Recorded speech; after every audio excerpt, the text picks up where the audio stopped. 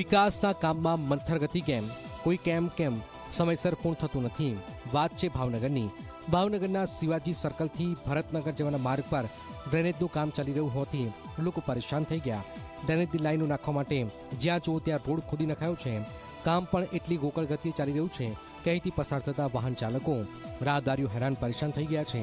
ખાડા ખોદ્યા હોવાના કારણે રોડ પર ધૂળની ડમરીઓ પણ ઉડી રહી છે, જેથી લોકોને ઘરની બહાર નીકળવું પણ મુશ્કેલ બની ગયું છે। જેથી લોકો માંગ કરી રહ્યા છે કે વિકાસના કામ ઝડપથી કરવામાં આવે।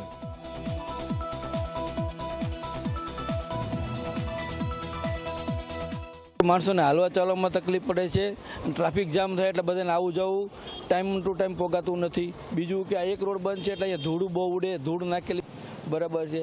આજ 2 મહિના પછી રથયાત્રા નીકળશે। અત્યારે રોડનું કામ ચાલુ થયું છે, પણ અત્યારે ગોકળ ગતિએ ધીમું ચાલુ થયું। આ રોડની કામગીરી તો બહુ ધીમી ચાલે છે, પણ રોડની કામગીરી ઝડપી ચાલે એવી આપણે ભાવનગર મ્યુનિસિપાલિટીની માંગ છે। પણ વિકાસનું કામ કરે છે એ બહુ સારું કામ છે, પણ એ ધીમી ગતિએ કરે છે। કે વન વે છે, રોડમાં ધૂળ એટલી ઉડે છે, આપણે મોઢે રૂમાલ બાંધીને જ નીકળવું પડે છે મોસ્ટ ઓફ।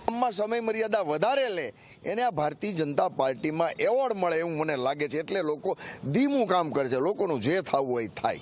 ભગવાન શ્રી જગન્નાથજીની રથયાત્રા એનો ઈ રૂટ છે।